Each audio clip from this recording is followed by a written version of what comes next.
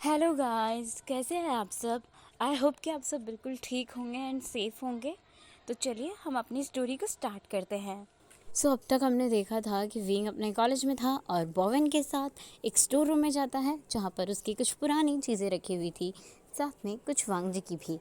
Wing उन सब चीज़ों को देखकर बहुत इमोशनल हो जाता है और उसके बाद विंग उनमें से काफ़ी सारी चीज़ों को, जो उसके लिए बहुत ज़्यादा कीमती थी, उन्हें लेकर अपने घर आ जाता है।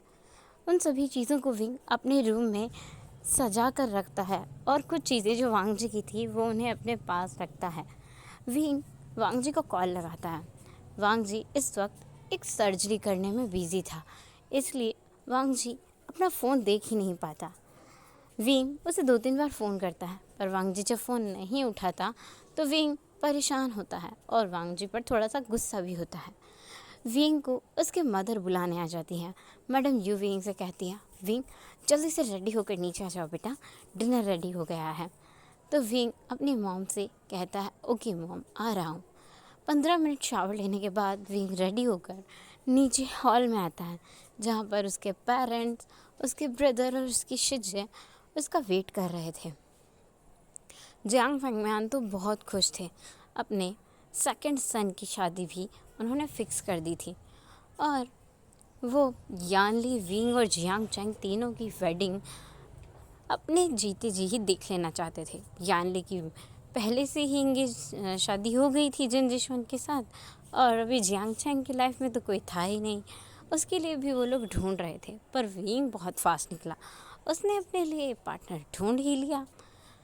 विंग के पेरेंट्स उसके लिए बहुत खुश थे। मैडम यू और जियांग फेंगमियान ने तो डिसाइड भी कर लिया था कि वेडिंग का किस तरीके का डेकोरेशन होगा और वेडिंग में क्या क्या एक्टिविटीज़ वो लोग करेंगे।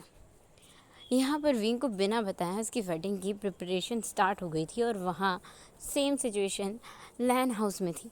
वांगजी के बिना खबर के उसकी वेडिंग की तैयारियाँ स्टार्ट हो गई थी। दोनों फैमिलीज़ के एल्डर्स मिलकर मैरिज की प्रिपरेशंस कर रहे थे और तो और अपने सारे गेस्ट की लिस्ट भी बना चुके थे। एक हफ्ते में उन लोगों को एंगेजमेंट करनी थी और मैरिज भी, तो इसके लिए तैयारी में ज़्यादा टाइम वो लोग लगाना नहीं चाहते थे। विंग जब नीचे आता है तो उसके पेरेंट्स बहुत खुश थे उसे देखकर। सब लोग डिनर कर रहे थे। विंग सबके चेहरों को देख रहा था। उसकी शिजे उसे देखकर मुस्कुरा रही थी। उसके फादर बस एकटक उसे खाते हुए देख रहे थे और उसकी मदर जो उसके सारे चीज़ों का ध्यान रख रही थी। विंग अपने पेरेंट्स से पूछता है, क्या हुआ, आज आप सब लोग मुझे ऐसे क्यों देख रहे हैं।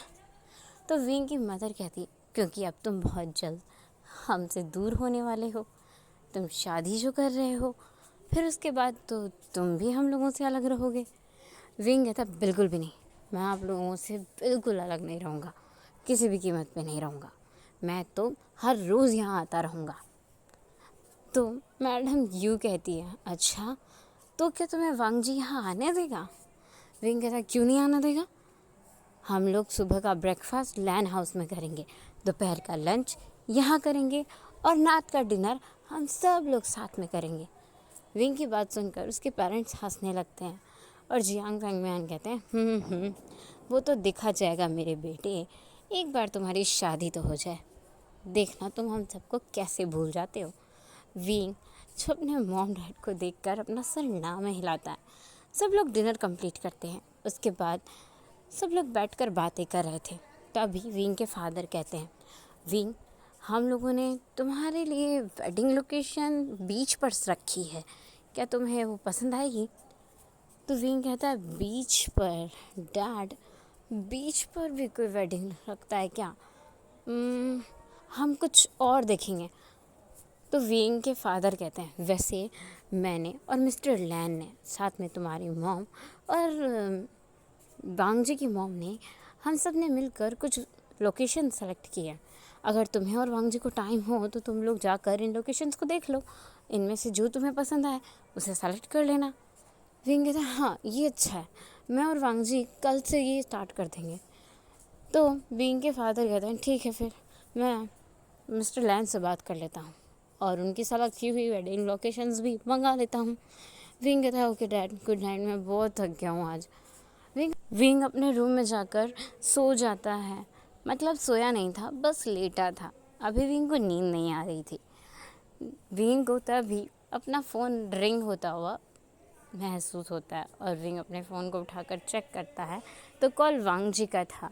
वांग जी विंग से कहता है सॉरी विंग, मैं एक सर्जरी में बिज़ी था और मैं अपने साथ अपना फ़ोन नहीं ले जा सकता था, तो मुझे पता नहीं चला कि तुमने मुझे 2-3 बार कॉल किया। विंग कहता है हाँ, मुझे पता ही था कि तुम ज़रूर कुछ ऐसा ही काम कर रहे होंगे। वैसे प्लान था, मॉम डैड ने हम लोगों की इंगेजमेंट और वेडिंग की प्रिपरेशन स्टार्ट कर दी हैं और वो चाहते हैं कि हम लोग कल से अपनी वेडिंग लोकेशंस को सेलेक्ट करना शुरू कर दें, तो तुम छुट्टियां ले सकते हो ना। वांग जी कहता है हाँ बिल्कुल, मैं तुम्हारे लिए ले लूँगा।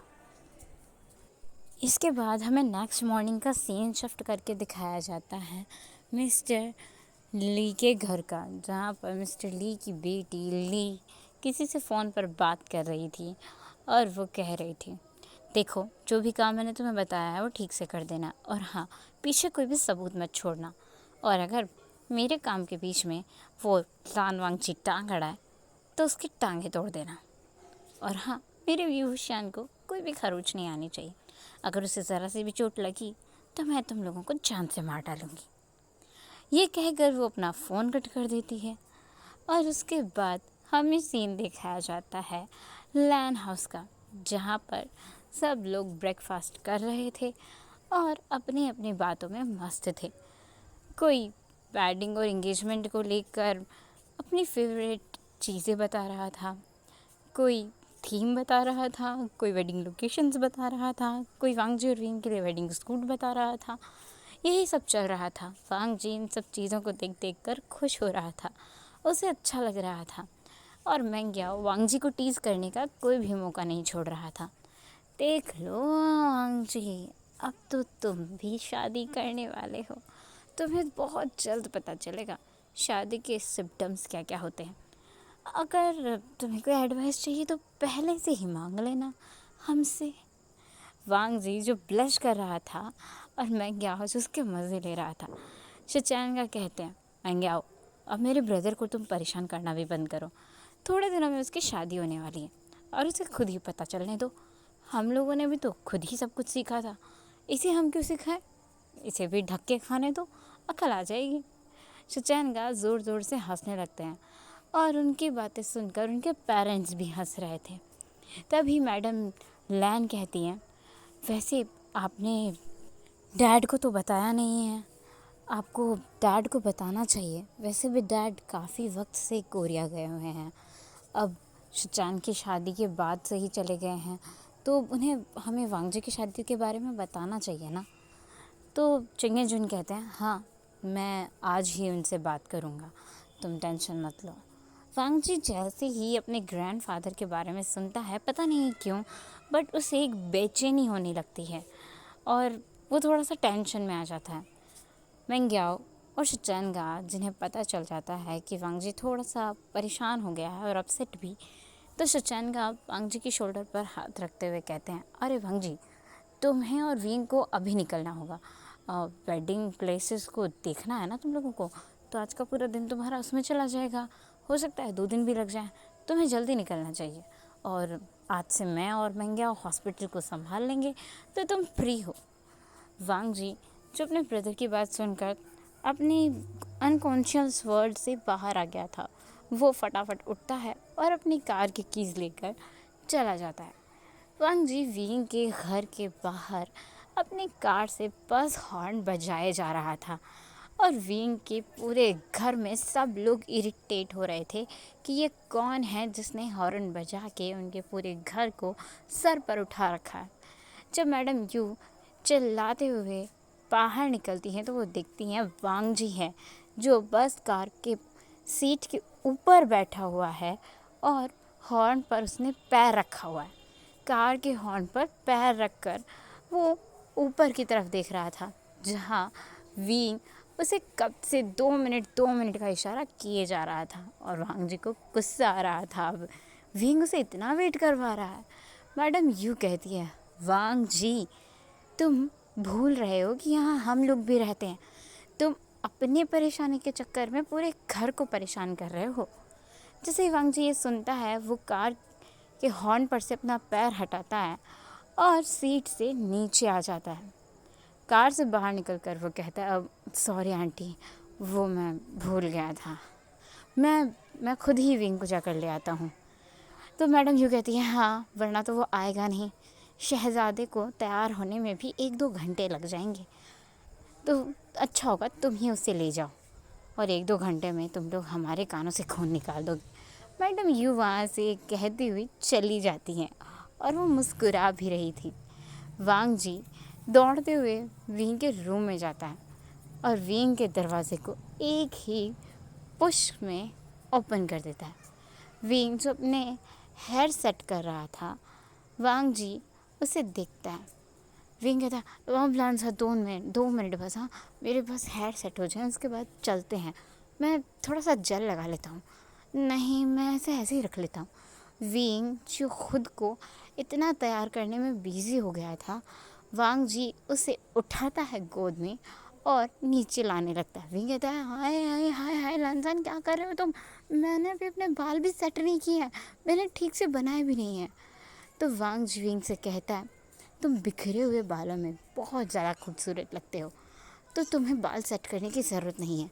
और वैसे भी हम लोग वेडिंग लोकेशंस देखने जा रहे हैं, तो तुम्हारे बालों की सेटिंग तो वैसे भी ख़राब हो जाएगी।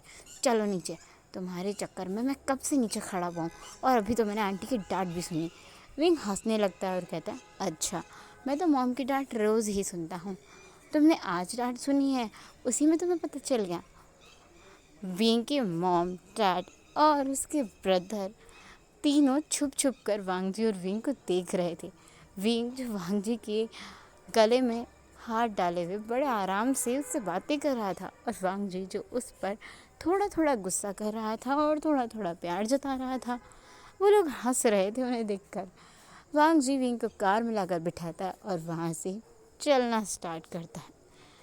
काफ़ी देर तक विंग और वांग जी अपनी एक एक करके सभी वेडिंग लोकेशंस को देखते हैं।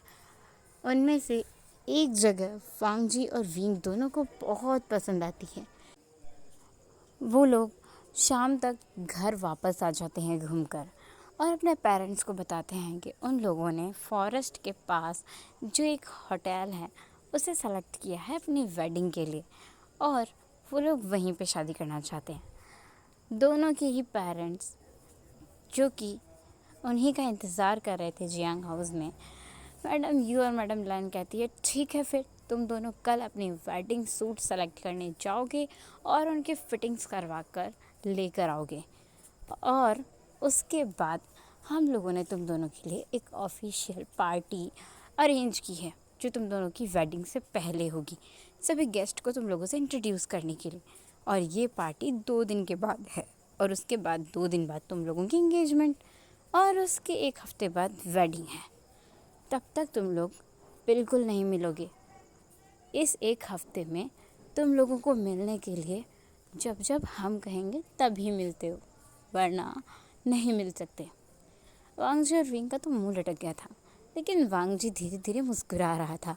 वो जानता था वो किसी की बात नहीं मानेगा। सब लोग अपने घर चले जाते हैं और नेक्स्ट डे विंग और वांग जी अपने अपने वेडिंग सूट सेलेक्ट करने के लिए घर से निकलते हैं। विंग और वांग जी के पीछे एक और कार चल रही थी। ये बात विंग ने नोटिस कर ली थी, मगर वांग जी का इस बात पर कोई ध्यान नहीं था। विंग उस कार को तब तो इग्नोर करता है, बट वांग जी जो विंग को देख रहा था, अचानक से विंग कहीं खो गया था। वांग जी आसपास का नज़ारा देखने लगता है तो उसे अपनी कार के मिरर में दिखता है एक कार उन्हें काफ़ी देर से फॉलो कर रही है। तभी वांग जी को याद आता है, कल ये कार हर उस जगह पर खड़ी हुई थी जहाँ पर वांग जी और विंग गए थे। अब वांग जी को डाउट होने लगता है। वो विंग की तरफ देखता है और विंग से पूछता है, क्या तुम्हें ऐसा लग रहा है कि कोई हमें फॉलो कर रहा है?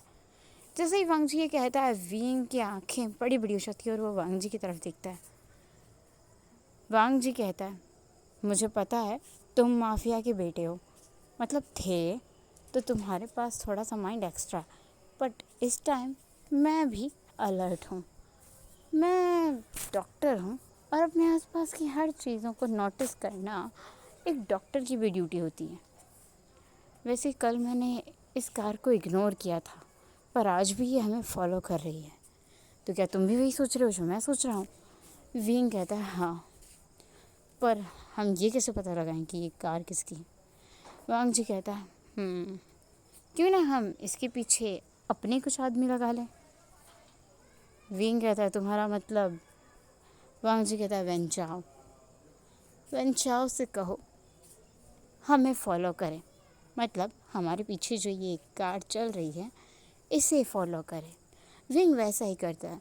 विंग वेंचाओ और वेंचू दोनों को कॉल लगाता है और उन्हें वो सब कुछ बताता है, जिसके तुरंत बाद ही वेंचाओ अपने भाई वेंचू को अपने कुछ गार्ड्स के साथ विंग और वांग जी के बताए गए लोकेशन पर भेज देता है उनका पीछा करने के लिए। वेंचाओ के आदमी बाइक पर थे, कुछ बाइक पर थे और कुछ कार। जिस जिस काम को हम अपनी पास्ट लाइफ में पूरा नहीं कर पाए, वो देखो ना इस लाइफ में पूरा हो रहा है। मैं बहुत खुश हूँ, पर पता नहीं क्यों मुझे डर लग रहा है कि हमारे इस खुशी को किसी की नज़र ना लग जाए। वांग जी विंग को हक करते हुए कहता है मुझे भी थोड़ा सा डर लग रहा है विंग, ऐसा लग रहा है जैसे हम दोनों के साथ कुछ बुरा ना हो, लेकिन आई प्रॉमिस इस बार मैं तुम्हारी कमज़ोरी नहीं बनूंगा। जिसके बाद विंग और वांग जी अपनी अपनी वेडिंग ड्रेस सेलेक्ट करते हैं और वहाँ से बाहर आने लगते हैं। तभी विंग और वांग जी पर कुछ लोग अटैक कर देते हैं। हे गाइस, आज के लिए बस इतना ही। हम मिलेंगे नेक्स्ट पार्ट में। तब तक के लिए आपको वीडियो कैसा लगा प्लीज़ कमेंट करके ज़रूर बताना। Thank you for watching. Bye bye.